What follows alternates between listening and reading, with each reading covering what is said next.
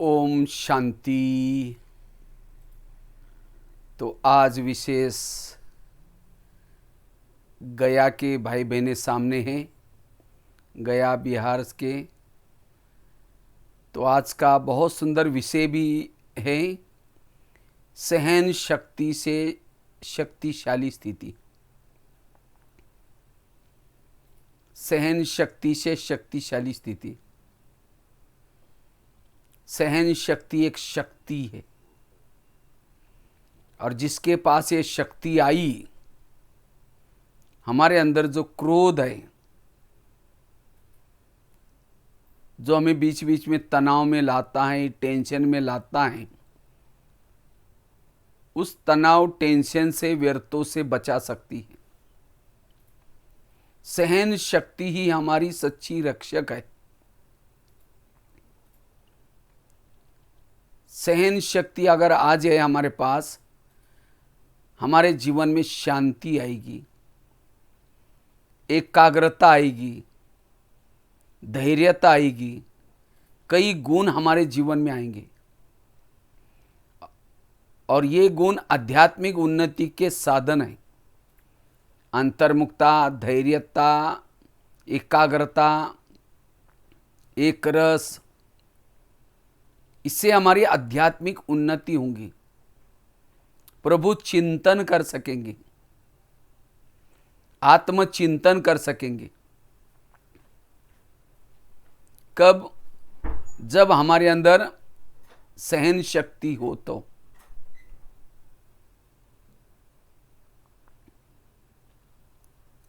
सहन शक्ति अगर आ जाए, मन एकाग्र होगा, मन के संकल्प में शक्ति आएगी। इससे वायुमंडल भी अच्छा बनेगा। जितनी हमारे पास सहन शक्ति होती है, हमारे चेहरे में हर्षित मुक्ता होती है।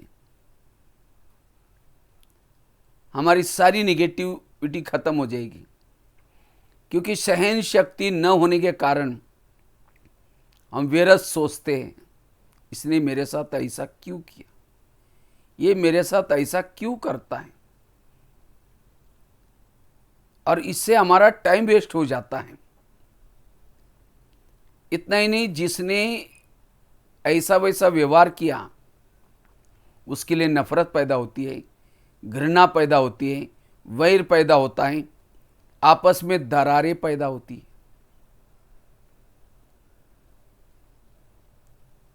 और हमारे संस्कार फिर गुस्से वाले, तनाव, टेंशन वाले बन जाते हैं। इतना ही नहीं, अगर हमारे पास सहन शक्ति नहीं है, हमारी वृत्ति निगेटिव बन जाती है, और वृत्ति से वायुमंडल फैलता है।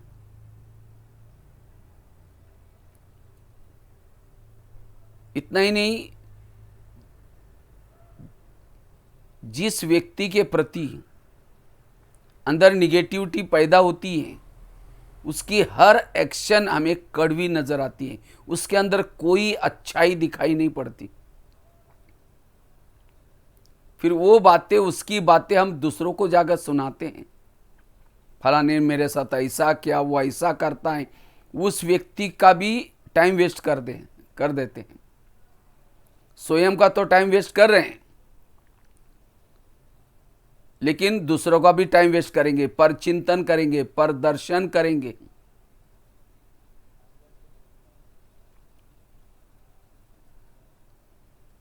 सहन शक्ति न होने से पूरा हम जीवन में डिस्टर्ब हो जाते हैं। घर में एसी है, गाड़ी है, सब कुछ है, अगर सहन शक्ति नहीं, शांति नहीं होगी, सुख भी नहीं होगा। जिसके जीवन में सहन शक्ति नहीं, उसको सुख शांति नहीं होगी। सुख का, शांति का आधार है सहन शक्ति।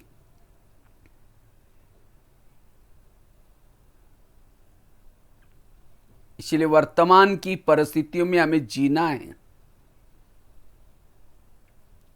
इस कलयुग की दुनिया में जीना है, सहनशील होकर के जियो, सुखी बन जाएंगे। जो व्यक्ति सहनशील होता है उसके जीवन में विपरीत परिस्थितियां भी आएगी, वो उसको पॉजिटिव बना देगा। तूफान भी आएगा, उसके लिए तोहफा बन जाएगा।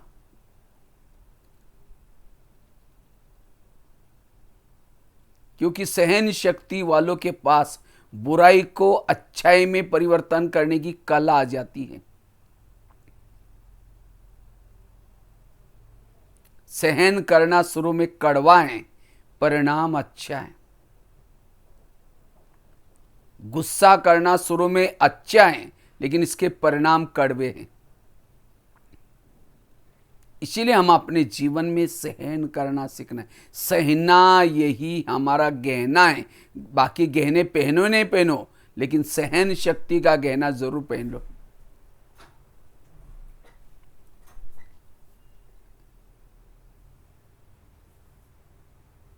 इसलिए व्यर्थों से मुक्त बनना जरूरी है। सकारात्मक रहने की बहुत जरूरत है।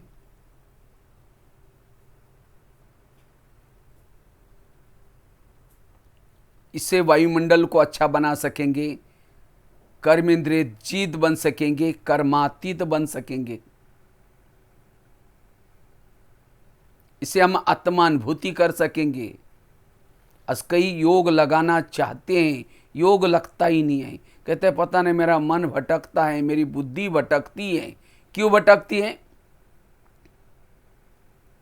क्योंकि सारा दिन जो व्यवहार में, कर्म क्षेत्र में जो बातें आई, उन बातों का निगेटिव चिंतन चला, व्यर्थ चिंतन चला, मन भारी हो गया, और भारी मन प्रभु के पास नहीं जा रहा है। जब मन भारी हो गया, बुद्धि भी हमारी मलिन हो गई, मैली हो गई, क्योंकि निगेटिव सोचने से बुद्धि के ऊपर एक प्रकार की धूल आई।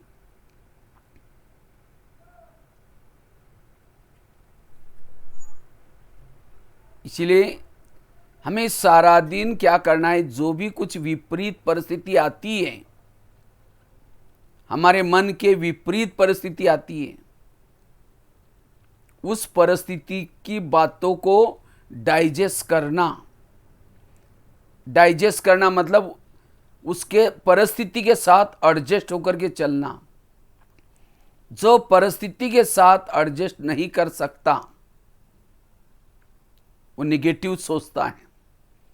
फिर जैसे कहा, निगेटिव सोच चलेंगे, विचार निगेटिव चलेंगे, भावनाएं निगेटिव बन जाएंगी, वृत्ति निगेटिव बन जाएंगी, दृष्टिकोण निगेटिव बन जाएगा, व्यवहार निगेटिव बन जाएगा। क्योंकि सहन शक्ति नहीं, हमारा पूरा जीवन निगेटिव बन जाता है। फिर हमें दुख की महसूस होते हैं, लगता है दुनिया बड़ी दुख वाली है, लोग बड़े खराब है।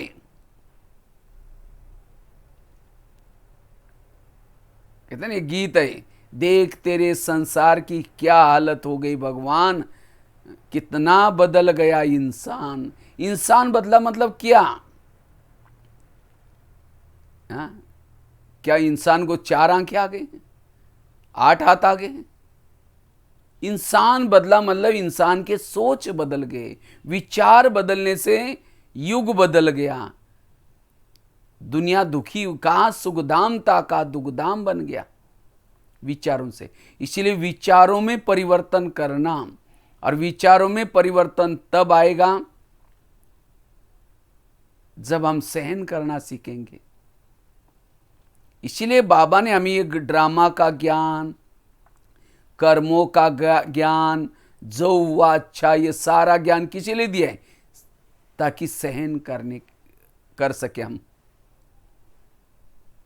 इतना ज्ञान होने के बाद फिर भी हम सहन नहीं करते, ये ऐसा क्यों करता, इसने ऐसा क्यों किया। ज्ञान को यथार्थ नहीं समझा। इसीलिए वर्तमान समय, जैसे कहते हैं 19वीं सदी तर्क की थी, 20वीं सदी प्रगति की रही, और 21वीं सदी तनाव की सदी है। तनाव की चपेट से बचना है,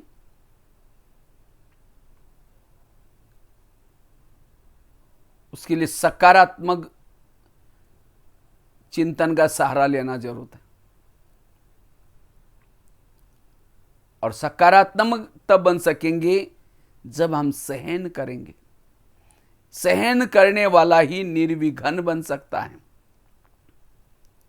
निर्विघ्न, गणेश जी को निर्विघ्न का देवता कहते हैं, सबके विघ्न हारने वाला। गणेश जी का एक एक अंग हमें विघ्न से मुक्त बनने की प्रेरणा देता है। दिखाते पेट बड़ा, पेट बड़ा अर्थात कोई कुछ भी बोलता है उसको पेट में संभालो, अर्थात सहन करो, तब विघ्नहर्ता बन सकेंगे। हम भी अपने जीवन के विघ्नों को खत्म कर सकेंगे। गणेश जी को हाथी का सिर दिखाते, कहते हाथी इतना बड़ा लेकिन उसको आंखें छोटी छोटी होती हैं, क्योंकि हाथी की आंखों में विशेषता होती है, छोटी चीज बड़ी दिखती है। इसी तरह हमें भी अगर निर्विघ्न बनना है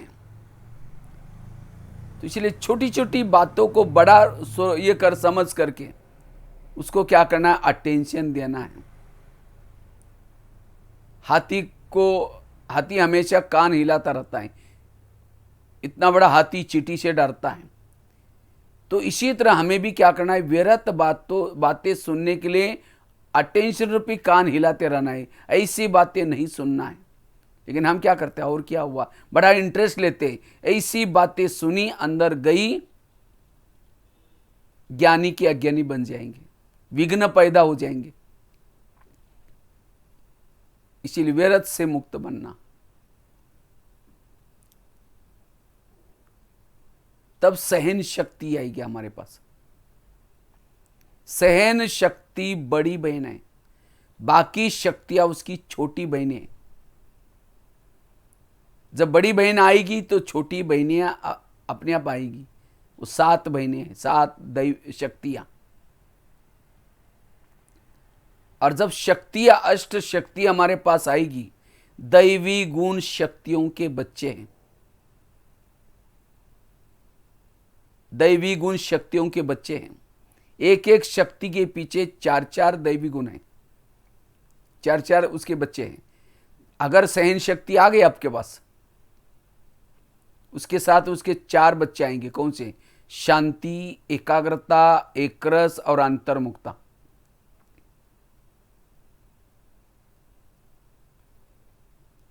और जिसके आसपास में अष्ट शक्ति है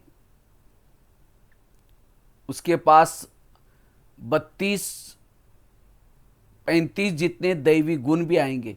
और जिसके पास 32-36 दैवी गुण हैं, अष्ट शक्ति है, वो है मास्टर सर्वशक्तिवान। उसकी पराजय नहीं हो सकती, उसकी विजय होगी। सहन करने वालों को शुरू में थोड़ा पराजय लगती है, लेकिन सदा काल के लिए विजय है। और जो गुस्सा करता है, क्रोध करता है, शुरू में उसकी विजय होती है, कुछ समय के लिए, कुछ सेकंड के लिए।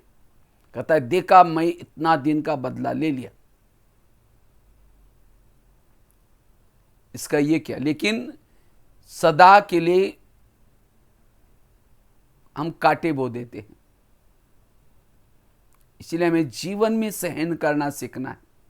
सहन करना कायरता नहीं है, सहन करना बहादुरी का काम है।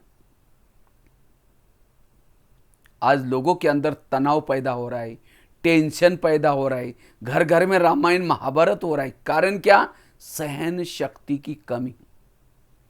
वैसे तो मैं ड्रामानुसार सेवार्थ भारत के लगभग 9,000 जितने स्कूल कॉलेज में गया हूं। कभी कभी मैं जब बच्चों को पूछता हूँ, बच्चे ये बताओ इसमें से गुस्सा किसको किसको आता है? झूठ बोले कौवा काटे, क्योंकि बच्चों को तो, बच्चे ईमानदार होते हैं। जब ये बोलते हैं बच्चे फटाफट क्या करते हैं, अपना हाथ उठाना शुरू करते हैं। सामने टीचर बैठे रहते हैं तो टीचर को मैं कहता हूँ भाई लगभग 80-90%, 95% बच्चे सारे हाथ खड़ा करते हैं, सर हमको गुस्सा आता है। तो सामने जब सर देखते हैं तो सर को मैं पूछता हूँ, सर देखो रिजल्ट। तो फिर बच्चों को पूछता हूँ, बच्चे आप लोगों को सर ने कोई गुस्से पर कैसे कंट्रोल करना है उसका लेसन नहीं पढ़ाया? तो सर कहते हमको भी गुस्सा आता है। आज के स्कूल कॉलेज में सारी पढ़ाई आईक्यू तो डेवलप की, होशियार तो बनाया, लेकिन सहन करना नहीं सिखाया। वो बच्चे यहां से तो पास हो जाते हैं, समाज में फेल हो जाते हैं, क्योंकि उसको सहन करना नहीं सिखाया। इसीलिए आज ये क्रोध सर्वव्यापी हो गया है। तनाव, टेंशन, आज कई लोग सुसाइड करते हैं। है पढ़े लिखे, आईक्यू बहुत अच्छे, इंटेलिजेंट, क्वेश्चन, बौद्धिक क्षमता अच्छी है, लेकिन सहन शक्ति नहीं है। रात में चैन की नींद नहीं आ रही है, करवट बदल रहा है, नींद नहीं आती। जो सारा दिन की बातें कुछ सहन नहीं हुई, नींद फिट गई, तो फिर वो शराब पीता है, नशा करता है, कई तो पेन किलर की दवाई लेते हैं।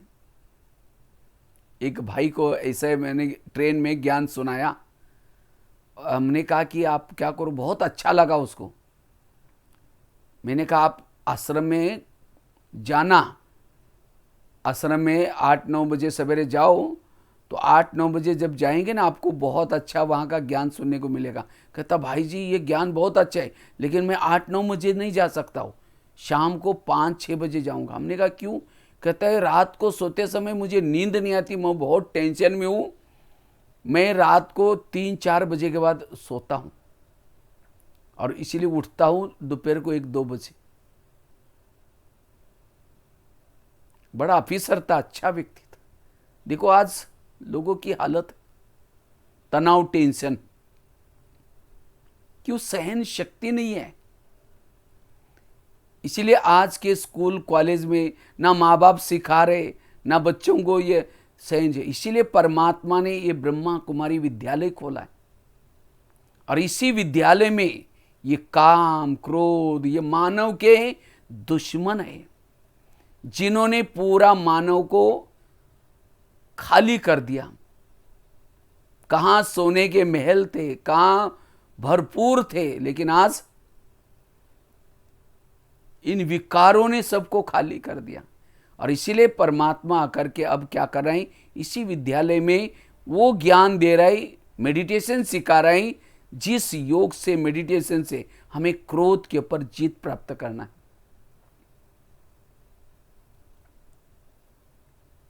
गीता में भी कहा है कामेषु क्रोधेषु, क्रोध को भी महाशत्रु कहा हुआ है। जैसे काम महाशत्रु है, क्रोध भी कोई कम नहीं है, वो भी महाशत्रु है। इसीलिए अभी इस क्रोध को जीतने का शस्त्र है सहन शक्ति। जहां क्रोध है वहां पानी के मटके भी सूख जाते हैं। जहां क्रोध है आपस में संबंधों में कड़वाहट आता है। जहां क्रोध है आपस में संबंधों में प्रॉब्लम, लक्ष्मी वास नहीं कर सकती।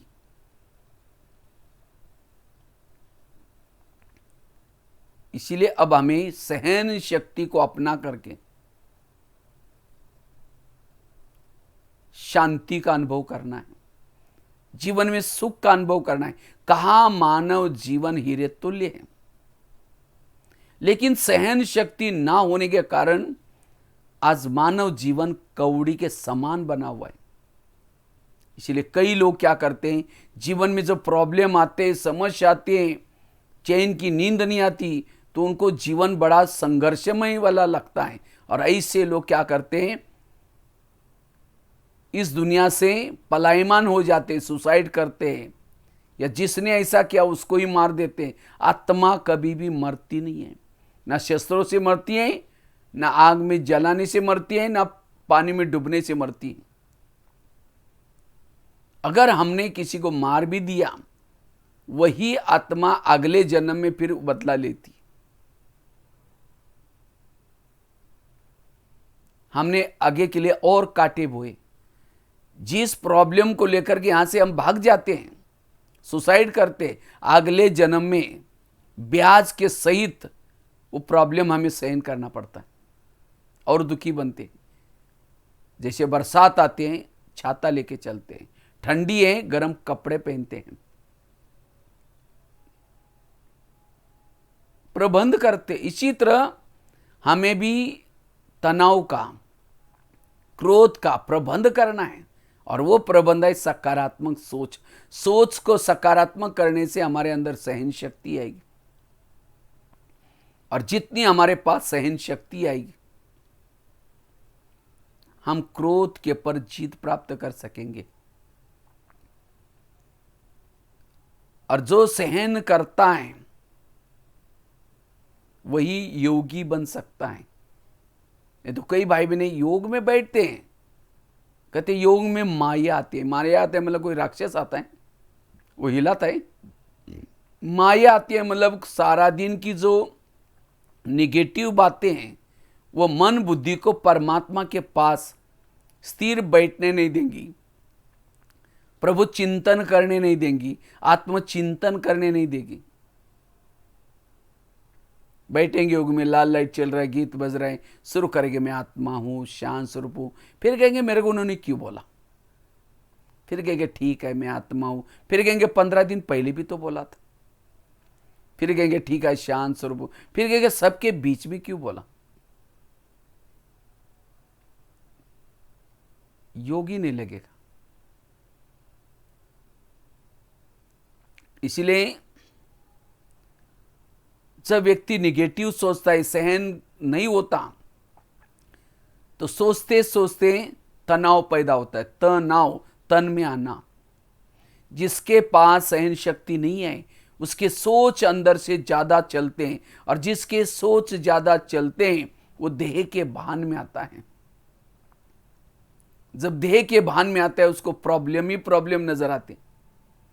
इसीलिए बाबा ने 4-5 साल से मुरलियां चला रहे हैं, बच्चे समस्याओं का समाधान करो, कारणों का निवारण करो, इसे सहन शक्ति आएगी। इसलिए तनाव को इंग्लिश में कहते हैं टेंशन। 10 मतलब 10, सन मतलब बच्चे। टेंशन मतलब 10 बच्चे, पहले तो 2-4 हैं, फिर 10 पैदा होंगे, सुखी कैसे बने। इसीलिए वर्तमान समय हमें सहन करना सीखना है। और इस तनाव, टेंशन से कई शरीर की भी बीमारियां होने की संभावना है। इसीलिए कहते हैं ना, जिसका पाँव गरम, पेट नरम, दिमाग ठंडा, वहां डॉक्टर आने की कोई जरूरत नहीं। आजकल कोरोना का प्रकोप चल रहा है सभी तरफ विश्व में। कहते हैं कोरोना से की बीमारी से बचने के लिए, कोरोना तो क्या, शरीर की सभी बीमारियों से बचने के लिए हमारे अंदर रोग प्रतिकात्मक शक्ति चाहिए। पहले इतने हॉस्पिटल नहीं थे, इतनी दवाई भी नहीं थी, और बीमारी भी नहीं होती थी। क्यों बीमारियां नहीं होती थी? क्योंकि लोगों के अंदर रोग प्रतिकात्मक शक्ति ज्यादा थी, इम्यूनिटी पावर। पता ही नहीं चलता था कि बुखार कब आया और क्या हुआ। किसके अंदर ये रोग प्रतिकात्मक शक्ति ज्यादा होती है? जो पॉजिटिव रहता है, साइलेंस में रहता है, कम सोचता है, तनाव टेंशन से दूर है, सदा समर्थ सोचता है, उसके अंदर रोग प्रतिकात्मक शक्ति ज्यादा होती। खान पान से और सोच से रोग प्रतिकात्मक शक्ति अच्छी बनती है। इसलिए शुद्ध खान पान और पॉजिटिव विचार, जितना ईर्ष्या करेंगे, घृणा करेंगे, डर भय, इससे हमारी रोग प्रतिकात्मक शक्ति कम हो जाती। भय का भूत, बीमारी आदि तो हम भय से ही पैदा हो जाती। इसलिए निर्भय वो करके रहना, पॉजिटिव रहना। निर्भय वही रह सकता है जिसकी सोच समर्थ है, पॉजिटिव है, सकारात्मक है।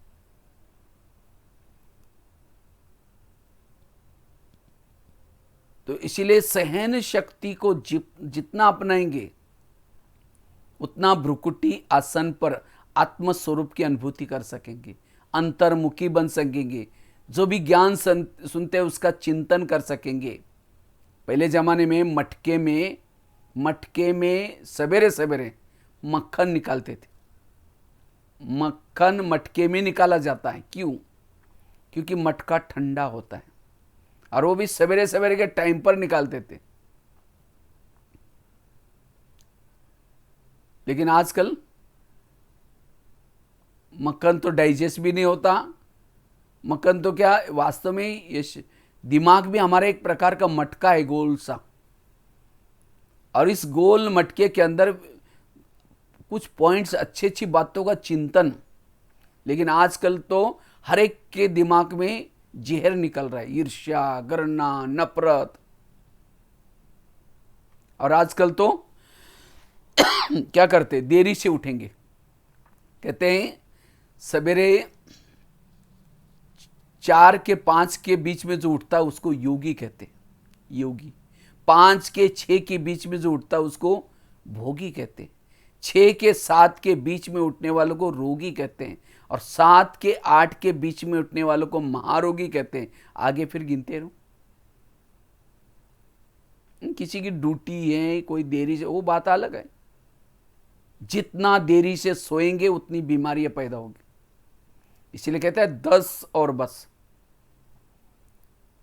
उठेंगे, उठते ही टीवी देखेंगे, अखबार पढ़ेंगे, सारा निगेटिव। और निगेटिव वालों को सुख शांति नहीं है, सहन शक्ति नहीं है। इसलिए जीवन में सहन करना सीखना है।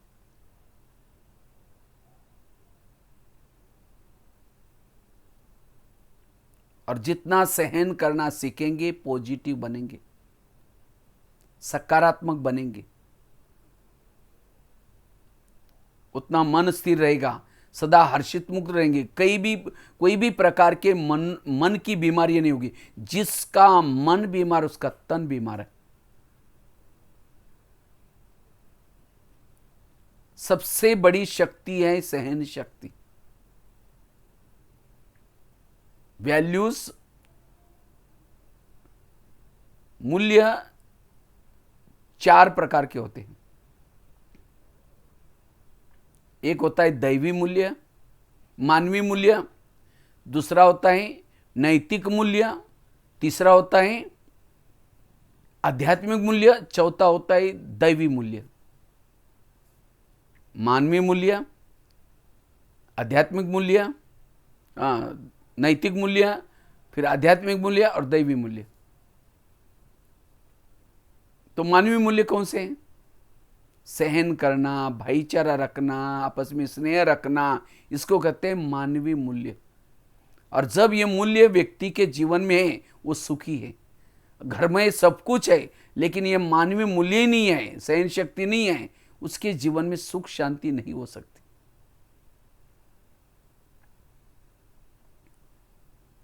अच्छा, मानव से भी हमें ऊंचा बनना है। मानव से भी ऊंचा बनना है। उसके लिए हमारे अंदर चाहिए नैतिक मूल्य। तो नैतिक मूल्य कौन से होते हैं? नैतिक मूल्य दया करना, क्षमा करना, परोपकार करना, अपकारी पर भी उपकार करना। ये मूल्य महात्माओं में थे मानव महात्मा, लेकिन उनके अंदर ये मूल्य थे, दया, क्षमा, शांति। इसीलिए उनके अंदर वो मूल्य थे। वो मानव से भी हाईलाइट हो गए। अच्छा, उससे भी ऊंचा, महात्माओं से भी ऊंचा हमको बनना है, योगी बनना है। तो हमारे में क्या चाहिए? आध्यात्मिक मूल्य चाहिए। आध्यात्मिक मूल्य किसको कहते हैं? शांति, एकाग्रता, एक रस और अंतर्मुखता, इसको कहते हैं आध्यात्मिक मूल्य।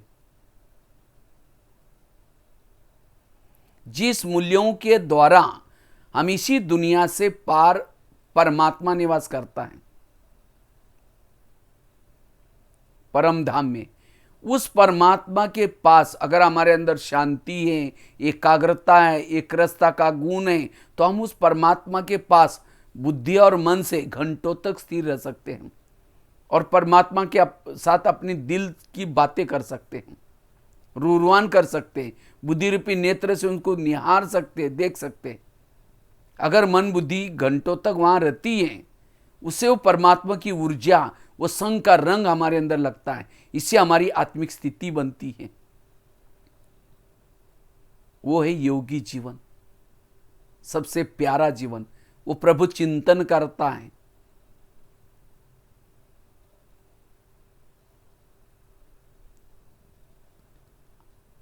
उससे भी ऊंचे हैं दैवी मूल्य। दैवी मूल्य कौन से हैं? मर्यादा पुरुषोत्तम, डबल अहिंसक, सर्वगुण संपन्न, 16 कला संपूर्ण, यह है दैवी मूल्य। लेकिन उसके लिए कोई पुरुषार्थ करने की जरूरत नहीं है। जो परमात्मा के पास घंटों तक बैठता है, प्रभु चिंतन करता है, मनन चिंतन करता है, उस परमात्मा के संग से ये 16 कला संपूर्ण, निर्विकारी, मर्यादा पूर्ण, ये अपने आप आते हैं। उसके लिए कोई पुरुषार्थ नहीं। पुरुषार्थ है आध्यात्मिक मूल्यों में, घंटों तक परमात्मा के पास बैठने में। लेकिन आध्यात्मिक मूल्य किसके अंदर आ सकते हैं? जिसके अंदर नैतिक मूल्य है और साथ में मानवीय मूल्य है। अगर आपके पास दया करने का गुण नहीं है, आप किसी को क्षमा नहीं करेंगे, तो आप परमात्मा के पास घंटों तक नहीं बैठ सकेंगे, योगी नहीं बन सकेंगे। तो आध्यात्मिक मूल्यों का फाउंडेशन क्या रहा? दैवी मूल्य का फाउंडेशन आध्यात्मिक मूल्य। आध्यात्मिक मूल्यों का फाउंडेशन क्या रहा? नैतिक मूल्य और साथ में मानवीय मूल्य। अगर यह नहीं है आपके पास, आप परमात्मा के पास घंटों तक नहीं बैठ सकते। इसलिए हमारे अंदर दया, क्षमा, परोपकार, अपकार पर उपकार, ये गुण चाहिए। लेकिन दया क्षमा कौन कर सकता है? नैतिक मूल्य किसके अंदर आ सकते? जो सहन करता है, अर्थात जिसके अंदर मानवीय मूल्य है, वही दया कर सकता है, क्षमा कर सकता है। इसका मतलब दैवी मूल्यों का, आध्यात्मिक मूल्यों का, नैतिक मूल्यों का फाउंडेशन क्या रहा? मानवीय मूल्य। इसीलिए कहते हैं पहले तो मानव बन, मानव, अर्थात पहले सहन करना सीखना है। और जो सहन करना सीखता है वो देवता भी बन सकता है। एक पत्थर भी सहन करते मूर्ति बनती है, तो क्या हम सहन करके मूर्ति नहीं बन सकते? चैतन्य देवता नहीं बन सकेंगे? इसीलिए सहन करना है। एक मटका भी लेने के लिए हम बाजार में जाते हैं तो क्या करते हैं? बजा बजा करके देखते हैं, तो हमें भी लोग परखेंगे ये कितना महान है। उसके लिए हमारे पास सहन। संसार में जितने लोग महान बन के गए हैं, उन्होंने जीवन में सहन किया। बिना सहन करते कोई महान नहीं बन सकता। लेकिन आज हमारे अंदर कहते मुझे ही सहन करना है, मेरे को ही सब झुकना है, मेरे को ही करना है। इसीलिए फिर हम कभी कभी क्या करते हैं, वो फट जाता है। गुस्सा क्या होता है, कई दिनों की सहन शक्ति नहीं तो वो फट जाता है। इसलिए हमें उन बातों को पॉजिटिव लेकर के सहन करना है, उन बातों को डाइजेस्ट करना। जैसे गटर का पानी ऐसा ही फ्रिज में रखो तो क्या हो जाएगा? बदबू मारेगा। अगर फिल्टर करके रखो तो बदबू नहीं मारेगा। इसी तरह किसी ने मेरे साथ गलत व्यवहार किया, कुछ बोला, ऐसे ही उन बातों को सहन नहीं करो, लेकिन निगेटिव को पॉजिटिव में चेंज करके, बदल करके फिर चेंज। मेरा उसका साथ कोई पिछले जन्मों का हिसाब था, उत्सुक तो हो गया, तब आपको कुछ बुरा नहीं लगेगा। चलो ठीक है, मैं चुप रहता हूं। फिर करते करते समझो कोई माता जी है, पति ने उसको कुछ बोल दिया, सास ने कुछ झगड़ा कर दिया, कुछ बोल दिया, थप्पड़ तो नहीं मारेगी, चुप तो बैठेगी। लेकिन जब पति ऑफिस में चला गया, सास इधर उधर गई, तो क्या करेगी? कोई पानी पीने के बहाने, माचिस लेने के बहाने पड़ोसने के पास जाकर बैठेगी और बैठ करके कहेंगे खाना खाया, वो कहेंगे अरे क्या खाओ, मेरा पति ने आज ऐसा, अरे मेरा भी पति आज ऐसा ही किया, बड़ा घमासान कर दिया। और सास भी उसको साथ दे रही थी, मैं इतना काम करती हूँ, वो कहेंगे हाँ मेरा भी ऐसा ही बोलता है। ये अपने पति की सुना रहे हैं, वो अपनी की पति की सुना रहे, सास बहू की सुना रहे, बेटे की सुना रहे, 1 घंटा। फिर कभी कभी बोलते बोलते वो कहते हैं मैं भी कभी कभी धमकाती हूँ उसको, तो तुम भी कम करना नहीं। ऐसे ऐसी उसने राय दी, फिर वो आई, आने के बाद फिर वही बातें चिंतन में चल रही।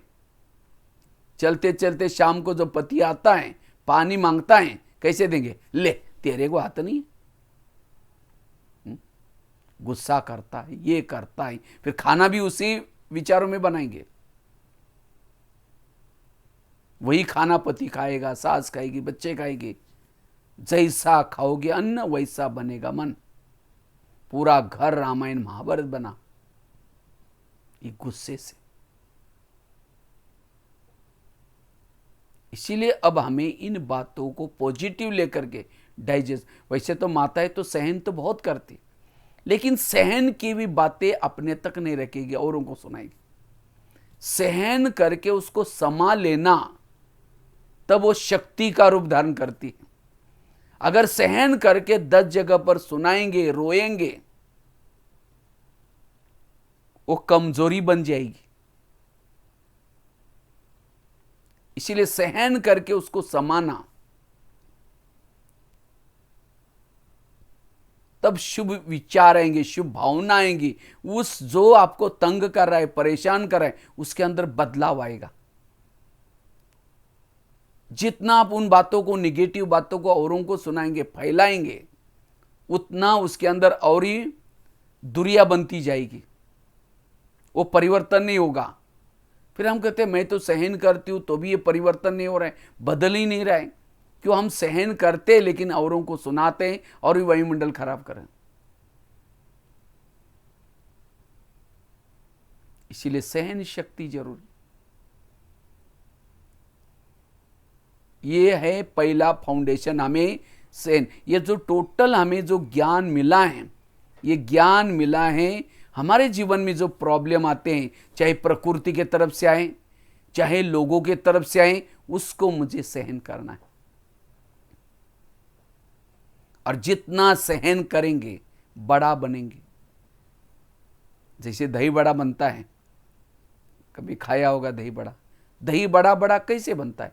रात को उड़द की दाल को पानी में भिगोते, सवेरे उसको मिक्सी में पीसते हैं, आटे को फेंटते रहते हैं। कब तक? जब तक वो पानी के ऊपर नहीं आता तब तक उसको फेंटते हैं। फिर गरम गरम तेल के अंदर डालेंगे, तेल से निकाल करके ठंडे पानी में डालेंगे, ठंडे पानी से निकाल करके जोर से उसको दबाएंगे। अगर वो टुकड़े टुकड़े हो गए, मेहमानों को नहीं खिलाएंगे। उसके बाद क्या करते हैं? उसको प्लेट में रखेंगे, फिर दही डालेंगे, इमली की चटनी डालेंगे, ऊपर से भुना हुआ जीरा पाउडर डालेंगे, लाल मिर्ची डालेंगे, हरा धनिया डालेंगे, तब जाकर के क्या बना? दही बड़ा बना। और जिसके सामने आएगा कहेंगे वाह बड़ा कितना अच्छा बना। बड़ा बड़ा तब बना जब उसने सहन किया। इसी तरह अगर हमें भी बड़ा बनना है, कोई पीसते भी रहेंगे, कोई फेंटते भी रहेंगे, कहीं कहीं कब तक मैं कब तक सहन करूं? इस घर में जब से मैं आई तब तक मुझे, तब से वो खिटपिट चलती रहती है। कब तक? और कब तक का अंत नहीं है। जैसे आटे को कब तक फेंटते हैं? उसको ग्लास में पानी लेके लेंगे, आधा ग्लास फेंटा हुआ आटा उसको पानी में डालेंगे, अगर वो डूब गया वड़ा ठीक नहीं बनेगा, और उसको फेंटेंगे।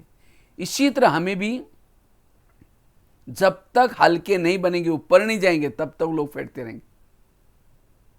खट्टी मीठी तीखी सारी बातें आएंगी। हर परिस्थिति को सहन करना है। बड़े को इतना सारा पीसा फेटा, नमक लगाई, मिर्ची लगाई, सब कुछ करने के बाद तलेंगे, ये करेंगे, तो भी जब मुंह में डालेंगे 32 दांत भी प्रहार करना शुरू करते, वो भी चबा करके खाएंगे, तो भी वो सहन करता है। इसी तरह हम कितना भी सहन, चारों तरफ से बातें आएंगी, हमें उसको सहन करना। इसीलिए दीदी हमेशा कहती थी, मर मर मर, झुक झुक झुक, सीख सीख सीख। जीवन में मरना सीखो,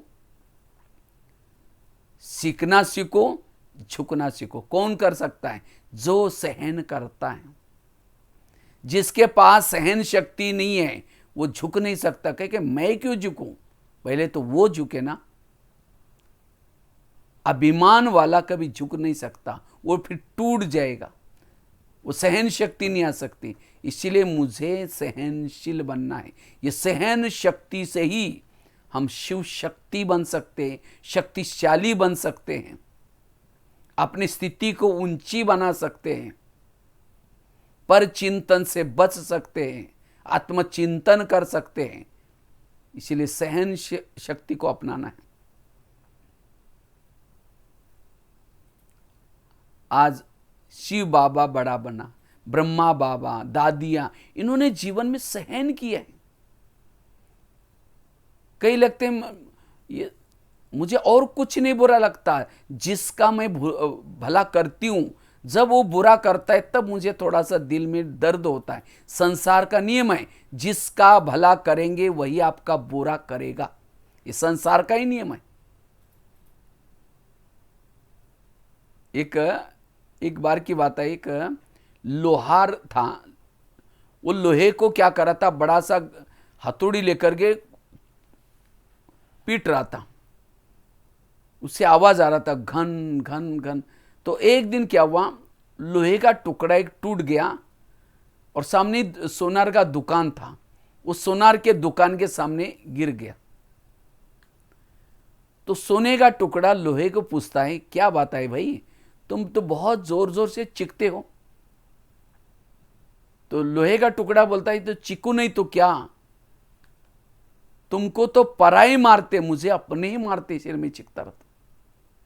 माना लोहे को लोहे की हथौड़ी मारती है, और सोने को कौन मारता है? लोहे की हथौड़ी मारते। कहते तुमको तो पराई मारते, मुझे तो अपने ही मारते, इसीलिए मैं थोड़ा चीखता रहता हूं। इसी तरह जिसका हम भला करते हैं, कई कहते हैं जिस बच्चे को मैंने पढ़ाया लिखाया, छोटे से बड़ा किया, और जब नौकरी लग गई, शादी हो गई, अब अपनी पत्नी का ही मानता है, मुझे नहीं पूछता, इसीलिए मुझे थोड़ा दर्द होता है, मुझे उस इससा मुझे तनाव है, और कुछ नहीं है।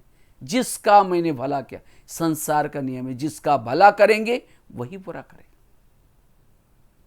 जिस परमात्मा ने आकर के हमको पढ़ाए, कलयुग के अंतिम समय, संगम युग में आकर के, कहाँ हम पट पर पड़े थे, सब कुछ भूल गए थे, कितना उपकार किया, आकर के हमें रात रात बैठ करके पढ़ाया, सब तीसरा नेत्र खोल दिया, ज्ञान का डमरू बजा बजा करके सारे अगम निगम के भेद खोले। विकारों के गटर में गिरे थे, वहां से उठाया, इतना में पढ़ाया, पालना दी, सर्व समुद्र की पालना दी। उसके बाद उसका नतीजा, जब हम अच्छे बन गए, संस्कारित बन गए, विश्व बदल गया, फिर वही आत्माएं हम क्या कहाँ जाते? सत्युग में जाते हैं। सत्युग में सोने के महल में रहना शुरू किया, पुष्पक विमान आए, अच्छे अच्छे शरीर मिले, 36 प्रकार का भोजन खा रहे थे। तो उस समय क्या परमात्मा को याद किया? बाबा आपके बड़े उपकार, आज देखो मेरे पास पुष्पक विमान आया, आज मेरे महल का उद्घाटन है, भोग लगाया। भूल गए तो बाबा ने ऊपर से नहीं देखा होगा, अशांत हुआ। अरे जिन बच्चों को मैंने पढ़ाया, अभी सुखी बने, उनको महल में रहने के लिए गए, मुझे पूछते ही नहीं। सोचा इतना ही नहीं, दोपहर में गए, जिसने भला करके गया था उसको गाली देना शुरू किया, हे भगवान तुम कुत्ते में है, बिल्ली में है, टिक्कर में है। और वो भी अकेले नहीं दिया, माइक लगाया, औरों को भी बुलाया, आप आ जाओ हमारे यहाँ गाली देने का प्रोग्राम। कितनी विडंबना है। जिसने भला किया और उसको ये भी कहा कि अकर्ता है तुम, हे भगवान तुम अकर्ता है, गायन किया, अकर्ता मतलब कुछ करता ही नहीं। कहाँ वो आकर के इतना पढ़ाया, अगर वो ना आता ना पढ़ाता तो मानव की क्या हालत होती। इतना सारा करने के बाद भी उसको क्या बोला, अकर्ता है। अगर आप बहुत सारा काम करते हैं, मेहनत करते हैं, और आपको कोई आकर के कहे ये तो बैठी रहती कुछ नहीं करती, तो कितना गुस्सा था। हाँ? लेकिन बाबा ने गुस्सा नहीं किया, सहन किया। वही नहीं सोचा मुझे बोलते अकर्ता, ठीक है मैं नीचे जाऊंगा ही नहीं ना।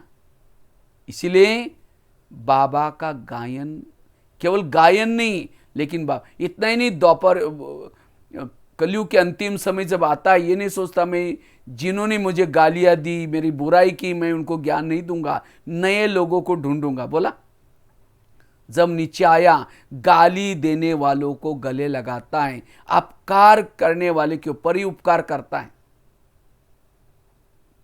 तो इसीलिए परमात्मा को दया का सागर कहते हैं, शांति का सागर कहते हैं, अपकारी पर उपकार करने वाला को कहते हैं। क्यों? प्रैक्टिकल में किया है। परमात्मा सबका प्यारा क्यों है? क्योंकि वो अपकार करने वाले के ऊपर उपकार करता है। तो हमें भी क्या करना है? अपकार करने वाले के ऊपर उपकार करना है। कौन कर सकता है? जो क्षमा करता है, दया करता है, जो सहन करता है। इसीलिए सहन शक्ति चाहिए। बिना सहन शक्ति हम मनसा सेवा नहीं कर सकेंगे। वाइब्रेशन, अगर एक व्यक्ति के प्रति भी अंदर से कुछ खिटपिट है, शांति भंग हो जाएगी। इसलिए हल्के बनो, स्वच्छ बनो, व्यर्थों से मुक्त बनो। अगर हेल्दी वेल्दी और हैप्पी बनना है, व्यर्थों से मुक्त बनो। इसलिए सहन शक्ति बहुत आवश्यक है। इसी शक्ति से हम अपनी स्थिति को शक्तिशाली, अपने व्यवहार को बदल सकते हैं, संस्कारों को बदल सकते हैं, हल्के बन सकते, फरिश्ता बन सकते हैं। अगर सहन शक्ति नहीं, योग में बैठेंगे, भारी मन ऊपर नहीं जाएगा, प्रभु के पास घंटों तक नहीं बैठ सकेंगे। इसलिए, और सहन शक्ति का कनेक्शन अन्य शक्तियों के साथ में है। शांतनु की शादी गंगा के साथ होगी। गंगा ने कहा मैं तो शादी तो करूंगी, लेकिन मैं जो भी कुछ करूंगी आपको उसमें कुछ दखल नहीं लेनी। तो शांतनु उसके ऊपर प्रभावित था, गंगा के ऊपर। तो हाथ आगे करके प्रतिज्ञा करता है, आप जो भी चाहे करो, मैं कुछ भी दखल नहीं लूंगा, कुछ नहीं बोलूंगा, जो भी करो। तो शादी हो गई, उनको बच्चे होने लगे। तो क्या करते, एक एक बच्चे को नदी में, गंगा नदी में छोड़ देते हो, आंखों के सामने से। अब शांतनु को टेंशन हो रहा है, ये क्या कर रहे, लेकिन उसने तो प्रतिज्ञा कहती तुम जाए जो चाहे करो, अब क्या करूं। तो ये बात उन्होंने कुलगुरु को बताई। तो कुलगुरु को कहा कि ऐसी बात है, इसीलिए मैं आजकल गुमसुम हो गया, ये टेंशन हो गया। कहा कि मैंने प्रतिज्ञा, कहा कि भाई आपने प्रतिज्ञा कि आप जाने, आपका काम जाने, और परेशान। आखिर एक दिन देखा कि वो बच्चे को लेके जा रहे नदी में छोड़ने के लिए, गंगा में छोड़ने के लिए। तो क्या किया, उसको आखिर पीछे पीछे गया, और जब पानी में फेंकते हैं तो क्या करते हैं, डुबाते उस समय वो बोल पड़ता, उसका मौन खत्म हो गया। कहते तुम ये क्या कर रहे। तब गंगा ने कहा ये जो बच्चे हैं, ये ब्रह्मा जी के श्राप के कारण धरती पर जन्म लिया था, उनका श्राप था, इसीलिए धरती पर जन्म था। अब इन्होंने जन्म लिया, अब इस श्राप से मैं उनको मुक्त कर रही हूं। तो वो तो अच्छा काम कर रहे थे, लेकिन कहा कि मैंने आपको बोला था आपको चुप रहना है, मैं जो भी करूंगी, लेकिन आपने बोला अब मैं आपके साथ नहीं रह सकती हूं। ये जो भी कुछ दृष्टांत है शास्त्रों के, वर्तमान के यादगार है। आज हमें कोई गाली देता है, अपमान करता है, क्यों करता है? ये हमारे पिछले जन्मों के कोई ना कोई कर्मों का हिसाब है। तो अच्छा है, कोई गाली दे रहा है तो हमारा हिसाब चुकता हो गया। लेकिन हम कहते हैं ये क्यों करता है, इसने मेरे को साथ ऐसा क्यों किया। जब क्यों क्या करते हैं हमारा मौन टूट जाता है, तो हमारे दिमाग में जो ज्ञान गंगा बैठी है वो उठ की चली जाएगी। इसलिए इन बातों को संभालो। इसीलिए गीता का, रामायण का, महाभारत का सार क्या है? जो हुआ अच्छा हुआ, जो हो रहा अच्छा, जो होगा वो भी। मेरे जीवन में जो कुछ हो रहा है सब अच्छा ही हो रहा है। कोई मेरा अपमान करे, कोई मेरे को गाली दे, कोई, मन को चुप रखना। और जो मन को चुप रखता है व्यर्थों से मुक्त है।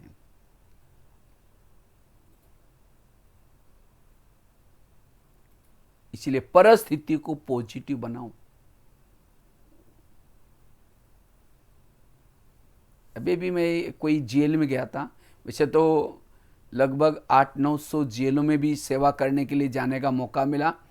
अभी भी मैं एक जेल में गया था तो वहाँ करीबन 100-150 महिलाएं थी, महिलाओं का जेल था।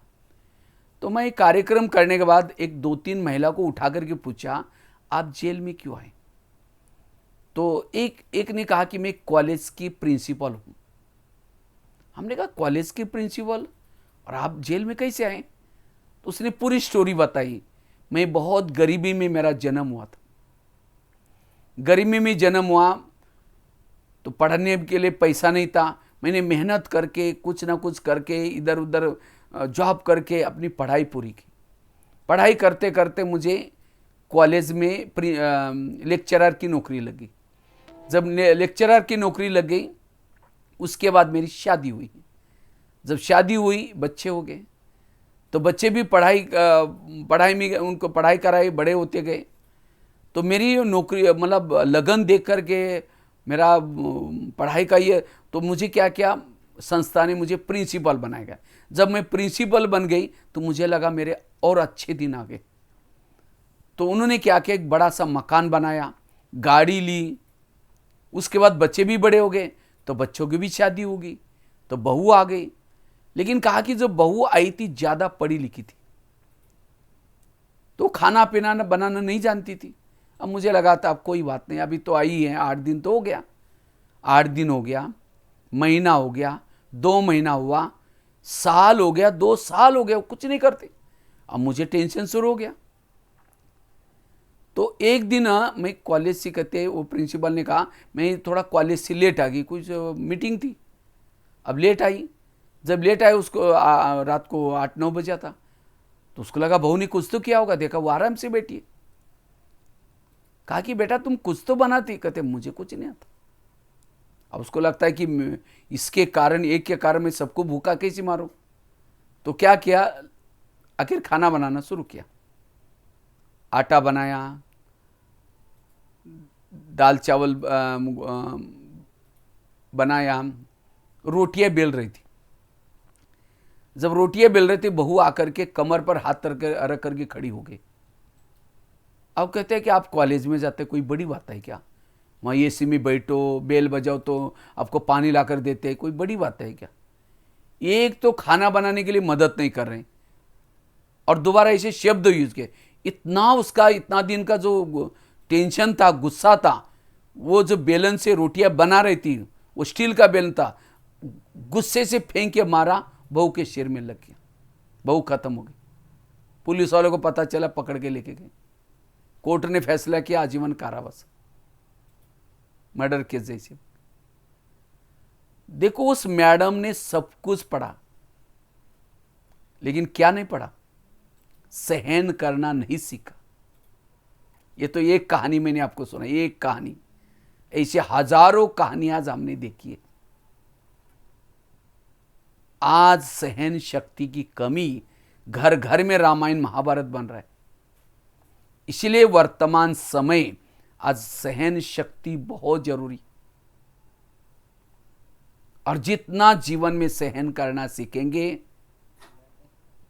अपराध से मुक्त बन जाएंगे, बीमारियों से बच जाएंगे। जैसे कहा ना, आज 70% लोगों को जो शरीर की बीमारी हो रहे हैं, सहन शक्ति की कमी के कारण। आज किसी को पेट की बीमारी होती है, ईर्ष्या वाले विचार चलाए, पेट की बीमारी हो गई। ईर्ष्या क्यों चली? किसी की नाम हो रहा है, उसका ज़्यादा ही नामाचार हो, सहन नहीं हो रहा है, ईर्ष्या। तो ईर्ष्या आएगी, पेट की बीमारी। आज किसी को दूर का कम दिखता है, दूसरे की बुराई को आंखें फाड़ फाड़ के देखते।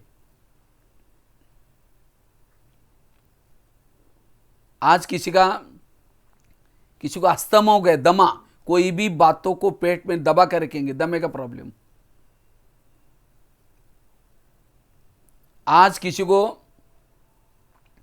शुगर होते, दूसरों को कंट्रोल में रखने की कोशिश करेंगे, मैं इसकी सास हूं, मैं इसका पति हूं, मैं इसकी मां हूं। लेकिन आजकल कोई किसी को नहीं मानता। जब नहीं मानता, ऐसे बॉडी में केमिकल उतरते हैं, इसे शुगर हो जाती है, स्पॉन्डिलाइट, ब्रेन ट्यूमर, ब्रेन हेमरेज, सारी बीमारियों का जड़ें सहन शक्ति की कमी। इसीलिए आजकल डॉक्टर भी कहते हैं भाई ज़्यादा टेंशन नहीं लो, ज़्यादा सोचो नहीं। लेकिन वो सोच न चले, टेंशन न, उसके लिए कोई टैबलेट देता है? साइंस के पास कोई टैबलेट नहीं है। ये टैबलेट मिलती है आध्यात्मिकता में, मेडिटेशन से।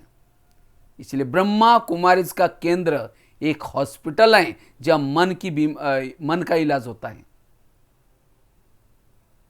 कर्मों का ज्ञान, ड्रामा का ज्ञान, जो हुआ अच्छा, ये सारा ज्ञान, ये ज्ञान हमें, और जब हम मेडिटेशन करते हैं, साथ में योग करते हैं या ज्ञान सुनते हैं, इससे हमारे अंदर धीरे धीरे पॉजिटिविटी आएगी, मन हल्का हो जाएगा, मन सदा खुश हो जाएगा।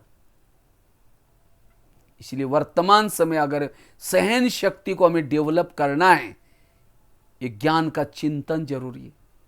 जैसे कहा ना, टीवी खोलो निगेटिव, अखबार खोलो निगेटिव, किसी के पास जाकर के बैठो निगेटिव। सवेरे सवेरे हमें 3 चीजें करनी है। अमृत वेला का योग, क्लास के पहले का योग और मेडिटेशन। ये 3 चीजें जो करता है, सहन शक्ति आएगी। इन 3 चीजों से मनोबल बढ़ता है, आत्मबल बढ़ता है। इसलिए वर्तमान की परिस्थिति में, इस कलयुग में, अगर सुख से जीना चाहते हैं, शांति में जीना चाहते हैं, ये सहन शक्ति को अपनाओ। जिसके पास सहन शक्ति नहीं है, क्रोध करता है, जेलों की चक्कर काटता है, पुलिस स्टेशन की चक्कर काटता है, कोर्ट कचहरी की चक्कर काटता है, हॉस्पिटल की चक्कर काटता है, जीवन कौड़ी तुल्य बनाता है। और वही अगर थोड़ा ज्ञान सुनने के लिए बुलाओ तो, बहन जी हमको कहाँ टाइम है, हमारा दुकान खोलना पड़ता है, हमारा ये खोलना पड़ता है। अगर वहाँ 1 घंटा आते तो ना जेल में जाने की जरूरत है, ना पुलिस स्टेशन जाने की जरूरत है, ना जीवन में सुख ही सुख। इससे आपकी नींद और ही कम हो जाएगी। हमारे ब्रह्मा कुमारी में काफी सारे भाई बहन बस और कुछ नहीं करते, सवेरे 4 बजे उठते हैं। उस समय तो सारे लोग सोए रहते। जो टेंशन में, तनाव में रहता है, उसको ज्यादा नींद की जरूरत पड़ती है। और जिसको कोई टेंशन ही नहीं, तनाव ही नहीं है, जो सहनशील है, उसको कम समय में उसकी नींद पूरी हो जाती है। देखो हम लोग 10 बजे सो जाते हैं, 10 बजे सो जाते हैं, 2:30-3 बजे उठ जाते। डॉक्टर भी कहते हैं अगर हेल्थ अच्छी बनानी है, डीप स्लीप चाहिए। डीप स्लीप में वही सो सकता है जो टेंशन तनाव से दूर है। टेंशन तनाव से वही दूर है जिसके पास सहन शक्ति। सहन शक्ति तब आएगी जिसके पास पॉजिटिव थिंकिंग का ज्ञान है। तो ये ब्रह्मा कुमारी का ज्ञान केवल सत्युग में जाने के लिए नहीं, लेकिन वर्तमान समय अगर हमें सुखी बनना है, मानसिक बीमारियों से बचना है, ये ज्ञान जरूरत है। इसलिए एक व्यक्ति था, कहीं खेती में जा रहा था। जब खेती में जा रहा था, दूसरा एक साथ में जा रहा था, उसको पूछ ऐसे बातें करते करे, भाई कहाँ जा रहे? कहता मैं जा रहा हूँ, थोड़ा खेती में जाकर कुछ लकड़ियाँ तोड़नी है, उसके लिए जा रहा हूँ। तो वो दूसरा था, वो अपना वो कहता है अच्छा आपके भी आगे मेरे को जाना है। दोनों बातें करते करते चले गए। फिर शाम को जब आ रहा था, कुदरती दोनों मिल गए। तो जो दूसरे गांव में जा कर के आया तो बोला, अरे तुमने सवेरे से इतनी लकड़ियाँ तोड़ी? कहता हाँ साहब इतनी तोड़ी। क्यों? कहता कुल्हाड़ी को धार ही नहीं। कहता धार लगा के जाओ, लगा के लाओ। कहता टाइम ही नहीं है ना धार लगाने के लिए। अगर वो टाइम निकाल करके धार लगाता, कम समय में लकड़ियां काट करके उसका टाइम बच जाता। इसी तरह आश्रम में आने से, ज्ञान सुनने से हमारा टाइम वेस्ट नहीं होगा। और ये हमारा जो कोर्ट कचहरी में टाइम जा रहा है, कहीं हमारा चरित्र खराब हो रहे हैं, कहीं हॉस्पिटल में टाइम जा रहा है, कहीं घूमने फिरने के लिए टाइम जा रहा है, सारा टाइम बच जाए। धार लगा दो, टाइम बच जाएगा, पैसा बच जाएगा, समय। इतना ही नहीं, अगर हमारा चरित्र अच्छा बन जाएगा तो हम सबके प्रिय बन सकेंगे, निश्चिंत हो सकेंगे। और यही हमारी असली कमाई है जो हमारे साथ में जाएंगी। जब इस सृष्टि का परिवर्तन होगा, विनाश होगा, तो हम जो इन आंखों के द्वारा जो कुछ देखते हैं सब नष्ट होने वाला है। असली कमाई हमारे संस्कार, हमारे अंदर वैल्यूज, हमारी जो ये असली कमाई है। और यही कमाई अगले जन्म में हमको काम आएगी। इसी संस्कारों के द्वारा अगला जन्म हमारा होता है। इसलिए, और अगला जन्म तो अगले तो सतयुग आने वाला है। अगर हमें सतयुग में जाना है, अच्छी दुनिया में जाना है, तो हमें सहन करना सीखना है, पॉजिटिव संस्कार धारण करना है। कहते हैं राक्षस और देवता दोनों एक ही बाप के, माँ बाप के बच्चे थे, लेकिन राक्षस राक्षस बने, देवता देवता बने। क्यों? क्योंकि राक्षसों की संगत गलत थी, खान पान गलत था, क्रोध था, इसीलिए वो राक्षस बने। और देवताओं की संगत अच्छी थी, खान पान शुद्ध था, इसलिए वो देवता बने। और वो कैसे बनेंगे? आध्यात्मिकता से। और सबका, हमारा सबका मालिक कहते हैं एक है, सबका पिता एक है। लेकिन आज किसी के क्या संस्कार के, क्यों हम आध्यात्मिकता की तरफ डोंट केयर कर रहे हैं। इसलिए हमें ये ज्ञान योग से हमें सहन करना सीखना है, पॉजिटिव बनना सीखना जरूरी है। इसीलिए वर्तमान की परिस्थिति में अगर हमें विजयी बनना है, सुखी बनना है, सहन शक्ति जरूरी है। और सहन शक्ति के लिए हमें कर्मों का ज्ञान होना जरूरी है। जितना जितना हमें कर्मों का ज्ञान होता है, क्योंकि वास्तव में हमारे जीवन में जो प्रॉब्लम्स आते हैं, समस्या आते हैं, समस्या क्यों आते हैं? वर्तमान की हमारी समस्या हमारे ही कोई ना कोई कर्मों का परिणाम है। क्योंकि टाली कभी एक हाथ से नहीं बजती, टाली के लिए कितना चाहिए? 2 हाथ चाहिए। कई बार कहते हैं मैं इसके रास्ते में कभी जाती नहीं, मैंने इसका बुरा कुछ किया नहीं, फिर भी ये मेरे साथ ऐसी क्यों करती, इसने मेरे साथ ऐसा क्यों किया। अभी कुछ दिन पहले मैं कोयम्बतूर गया था, तो वहाँ कार्यक्रम करने के बाद ऐसे ही वहाँ की बहनों ने कहा, भाई जी एक बहुत बड़ा वीआईपी है, उनको मिलने के लिए जाना है, थोड़ा बीमार है। हमने कहा चलो ठीक है, कोई बात नहीं। हम गए, तो जब गए तो उनका जो मकान मैंने देखा, इतना सुंदर मकान था, सामने बहुत सारी गाड़ियाँ थी और नज़दीक ही उनकी फैक्ट्री थी। तो जब मैं गया, उनका सोफा सेट इतनी सुंदर था, ऑफिस इतना सुंदर, मैं तो देखा, मैं सोचा बेचारा स्वर्ग में बैठा है उनका मालिक। उनके बाद जब तक हम इंतज़ार करते रहे, वो आए। आने के बाद कुछ बातें करते करते उनकी आंखों में आंसू आ गए। तो मैंने देखा है सोफा सेट इतना अच्छा है, इतना महल की तरह लग रहा है, गाड़ियाँ इतनी हैं, लेकिन इस सोफे पर बैठने वाला ही दुखी है, वो खुद ही अपसेट है, इसका क्या आनंद लेगा। जब बातों बातों में उसने कहा कि मेरा और मेरे पत्नी का करीबन 6 महीने से खटक रहा था, कुछ आपस में तालमेल नहीं बन रहा था। करते करते कहता है 8 दिन पहले दोनों का आपस में बहुत झगड़ा हो गया। झगड़ा होते होते उसने क्या किया, एक छोटा सा बच्चा था उसको फेंक के कहते तुम ही संभालो करके मायके चली गई। अब मायके चली गई तो उस 8 दिन से मैं तो बिल्कुल अपसेट हूं, और अपसेट हूं, मेरे ब्लड प्रेशर बढ़ गया, शुगर बढ़ गई, रात भर नींद नहीं आ रही, कहते 3-4 दिन पहले तो मैंने लगा कि मैं बहुत ये हो गया, शराब पीना शुरू कर दिया, नशा करना शुरू कर दिया, रात भर नींद नहीं आती थी। ये सब ये एक तो कहते हैं गवर्नमेंट के भी आजकल नए नए कायदे मिले, जीएसटी वगैरह, ये वो प्रॉब्लम, फिर फैक्ट्री के प्रॉब्लम। बहुत बड़ी फैक्ट्री है, कपड़े की फैक्ट्री थी उनकी, बड़े शेड थे। और इसीलिए कहा कि ये जीवन ये सब मैं किसी लिए कर रहा हूँ। आखिर कहा कि एक दिन मैंने क्या किया, निश्चय किया कि मुझे इस दुनिया में रहना ही नहीं। अपनी गाड़ी लेकर के क्या किया, वो ऊटी की पहाड़ी पर चला गया और जा करके सोचा कि मैं सुसाइड करूँगा। तो सामने एक ट्रक आ रहा था, उसके लगा कि उसके साथ में टक्कर करूँ। गाड़ी फास्ट चलाई, लेकिन ट्रक वाला होशियार था, उसने साइड मार दी।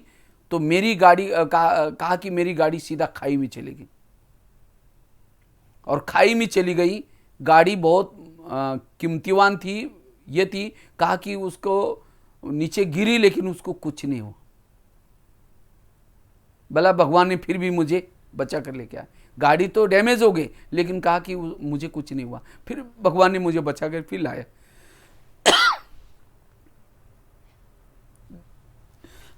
देखो, उनके पास सब कुछ है, पैसा है, सब कुछ है, लेकिन क्या नहीं है? सहन शक्ति नहीं है, जीवन जीने की कला नहीं है, आपस में तालमेल बैठाने की कला नहीं है। ये तो ये घटना बताई, ऐसे आज हर जगह पर चल रहा है। और इसलिए आज वर्तमान जरूरत है सहन शक्ति की। आज वास्तव में हमारे जीवन में जो भी हमारे आसपास के लोग हैं, कोई हमको देने के लिए, कोई हमारे से लेने के लिए। समझो कोई सास है, बहू को तंग करे, परेशान करे, बहू को तनाव में आ रहा है, टेंशन में आ रहा है। कभी कभी ऐसी बहू क्या करते हैं, तनाव में आकर के उसी सास को मार भी देती है। ऐसी कई घटना होती है। अगर उस सास और बहू का पिछला जन्म दिखाया जाए, आज जो सास है पिछले जन्म इसकी बहू थी, और जब बहू है उस समय सास थी। इसलिए कहते हैं ना, सास भी कभी बहू थी। अगर आपको पति तंग करता है, परेशान करता है, इसका मतलब आपने भी कभी पति बनकर के उसको तंग किया था। क्योंकि टाली कभी एक हाथ से नहीं बजती, टाली के लिए 2 हाथ चाहिए। तो वर्तमान समय जो प्रॉब्लम है, सहन शक्ति नहीं है, ये हमें कर्मों के बारे में नॉलेज नहीं है। और ये नॉलेज आध्यात्मिकता में दिया जाता है। संसार एक कर्म क्षेत्र है, इसमें जो बोएंगे वही काटना पड़ता है। कर्मों से शरीर बनता है, कर्मों से संबंध मिलते हैं, सब कुछ कर्मों से होता है। इसलिए भजन है ना, किसके झोले में कांटे हैं तो किसके झोले में फूल। कोई कारण होगा रे, कोई कारण होगा, बांटने वाला कोई लूला, कोई लंगड़ा, कोई अंधा। क्यों? कर्म। कर्म किसी की भी पीछा नहीं छोड़ता। अच्छे कर्म भी उसका फल देता है, बुरे कर्म भी उसका फल देता है। इसलिए जीवन में कभी कांटे मत बोना। वर्तमान में जो मेरे जीवन में प्रॉब्लम है, चाहे संबंधों के प्रॉब्लम है, ये मेरे ही कोई कर्मों का नतीजा है, कोई व्यक्ति का दोष नहीं है। कई बार हमारे साथ कुछ उल्टी सुल्टी बातें होती हैं, सहन ही नहीं होता, तो ऊपर देखते कहते भगवान तुमने भी आंखें बंद किया क्या? ये मेरे साथ क्या हो रहा है? अगर आपका पिछला जन्म दिखाई जाए, आपने गलत किया था, उस समय भगवान को पूछा था, भगवान मैं गलत कर रही हूं, आप देख लेना। उस समय लगा था मैं अकेली हूं, कोई नहीं मुझे देख रहा है। इसलिए कई कहते नहीं भाई जी, इस दुनिया में बड़ा अन्याय हो रहा है। हमारे घर के पास इतना भ्रष्ट व्यक्ति है, इतना गलत काम कर रहे हैं, लेकिन भगवान उसका ही घर भर रहे हैं। जो घर भर रहे हैं उसके पिछले अच्छे कर्मों का फल है। अब गलत बीज बो रहा है, उसका भी फल उसको मिलेगा। भगवान के घर में देर है, लेकिन अंधेर नहीं है। इसलिए ये दुनिया जो चलते, भले कलयुग हो चाहे सतयुग में, वो ये दुनिया है परमात्मा की, भगवान की। इसलिए जो कुछ हो रहा है सब कर्म गति के अनुसार। इसलिए भगवान निश्चिंत है, जो जैसा बोएगा वैसे ही उसको काटना पड़ता है। इसलिए अगर मेरे जीवन में कोई प्रॉब्लम है, समस्या है, ये मेरे कर्मों का परिणाम समझ करके अगर हम उसको तब हमारे अंदर सहन शक्ति आएगी। समझो चलते चलते किसी ने गाली दी, अच्छा पिछला जन्म का मेरा चुक्त कर दिया, वो गाली देने के बाद भी कोई मन में गुस्सा नहीं आएगा, सहन शक्ति आएगी। परिस्थिति को पॉजिटिव में बना दो। कौन बना सकता है? जिसके पास मेडिटेशन है, जिसके पास ज्ञान का खजाना है, वे पॉजिटिव बातें हैं, वही कर सकता है। जो खुद पहले निगेटिव है, निगेटिव वाला सहन नहीं कर सकता। जिसके अंदर अभिमान है, ईगो है, सहन नहीं कर सकता।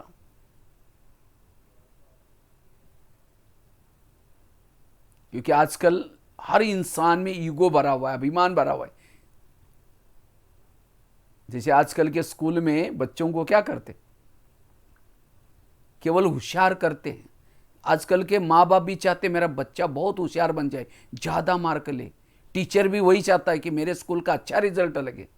अच्छा रिजल्ट लगना, अच्छे मार्क लेना कोई बुरी चीज़ नहीं, लेकिन केवल उसके मार्क के ऊपर ध्यान नहीं दो। बौद्धिक विकास नहीं करो, सर्वांगीण विकास करो।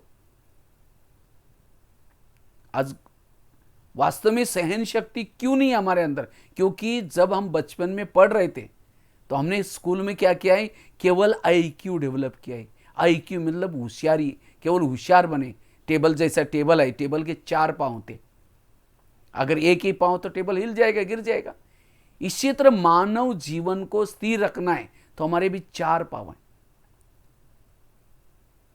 IQ intelligent question, EQ emotional question भावना, एमक्यू मॉरल क्वेश्चन नैतिकता, और एसक्यू स्पिरिचुअल आध्यात्मिक क्वेश्चन। और जिन्होंने विद्यार्थी जीवन में ये 4 पांव को मजबूत किया, उसके अंदर विनम्रता आती है। इसीलिए कहते हैं विद्या विनयन शोभते, विद्या आने के बाद विनम्रता आती है। लेकिन आज के इंसान में ऐसा नहीं है। आज के इंसान में विद्या आने के बाद और ही ईगो आ रहा है, मैं होशियार हूं, मैं सब कुछ जानता हूं, मुझे सब कुछ पता है। और इसीलिए आज सहन शक्ति नहीं है। जैसे रावण था होशियार, कहते शास्त्रों का ज्ञाता था, संपत्ति भी बहुत थी, लेकिन इन चीज का उसके अंदर ईगो था, इसलिए पूरा परिवार को लेकर खत्म हो गया। इसी तरह अगर मेरे अंदर भी कोई कलाओं का, विशेषता का, बुद्धि का अभिमान है, सहन शक्ति नहीं आएगी, गुस्सा खत्म नहीं होगा। इसलिए आईक्यू के साथ ईक्यू भावनात्मक बनो, माँ बाप के लिए, देश के लिए, समाज के लिए। एमक्यू मॉरल नैतिकता धारण करो, और एसक्यू स्पिरिचुअल आध्यात्मिकता। जिन्होंने इन 4 बातों का बैलेंस किया, उसके जीवन में ही सहन शक्ति आएगी। और सहन शक्ति वाला हर क्षेत्र में, हर परिस्थिति में विजयी बनेगा।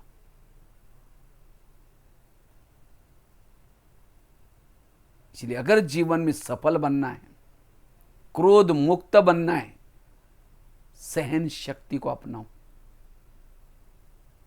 जैसे कहा ना, सहना यही हमारा गहना है। जो सहन शक्ति का गहना पहनता है, उसके हाथ में दृढ़ता के कंगन होंगे, दृढ़ता होगी उसके अंदर। आज कईयों में दृढ़ता नहीं है क्योंकि सहन शक्ति नहीं है। इतना नहीं, उसके पाँव में उमंग उत्साह होगा, उमंग उत्साह के पायल। आज उमंग नहीं है, क्यों? सहन शक्ति नहीं है। इतना नहीं, उसके मस्तक पर आत्मिक स्मृति का तिलक होगा, आत्मिक स्मृति का तिलक। किसके? जिसके पास सहन शक्ति है, वही आत्मा के स्वरूप में। इतना ही नहीं, उसके मुख पर मधुर मुस्कान की लाली होगी।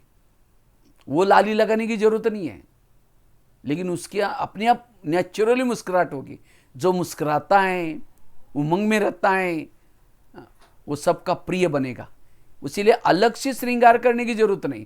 असली श्रृंगार है भ्रुकुटी में आत्मिक स्मृति का तिलक लगाना, सदा उमंग में रहना, दृढ़ता में रहना, खुश रहना कितने अच्छे लगे। बाकी आर्टिफिशियल श्रृंगार की कोई जरूरत नहीं। चेहरे की असलियतता है मुस्कुराना। मुस्कुराता वही है जो पॉजिटिव है, जो सहनशील है। इसलिए सहन शक्ति जरूरत है।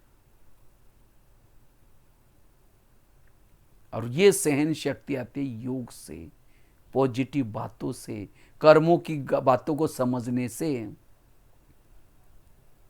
कई कहते मेरे साथ अन्याय हो रहा है, इसने मेरे साथ ये किया। अन्याय नहीं हो रहा है, न्यायपूर्वक।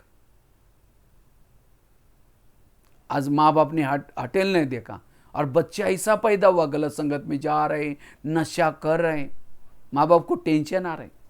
वो बच्चा कौन है? पिछले जन्मों का कोई हिसाब किताब है। इसीलिए हमें इस ज्ञान को अच्छी तरह समझ करके सहन शक्ति की देवी बनो, सहन शक्ति की देवता बनो। जो सहन करेंगे वही ऊंच पद प्राप्त करेंगे। भाग्यशाली वो हैं जिनके जीवन में प्रॉब्लम्स आते, समस्या आती है। कुंती के सामने कृष्ण गया, पूछा कि तुमको क्या वरदान चाहिए? सोना चांदी जो भी। कहते मुझे सोना चांदी नहीं चाहिए, मुझे जीवन में समस्या चाहिए। कहा कि तुम ये क्या मांग रहे? तथास्तु, तो तुम्हारी जो भी इच्छाएं पूर्ण हो जाए। फिर कहा कि तुमने सोना चांदी क्यों नहीं मांगा?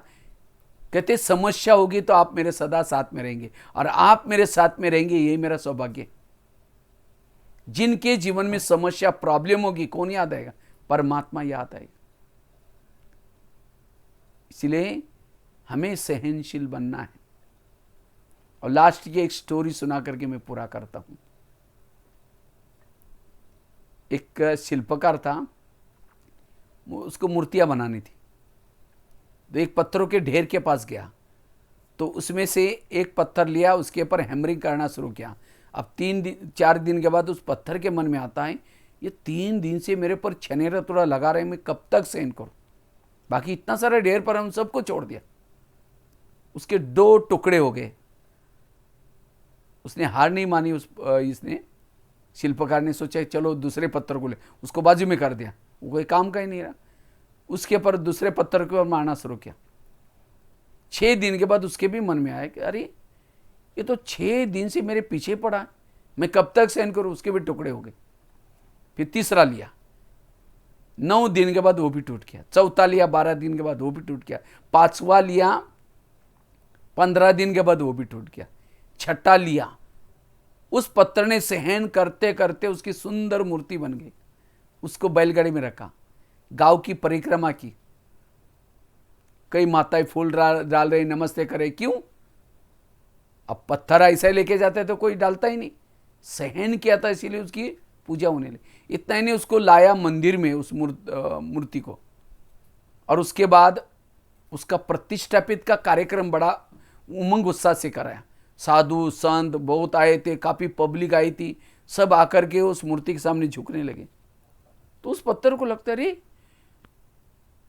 मैंने केवल 100 दिन सहन किया, मेरी कितनी अच्छी दिन आ गई।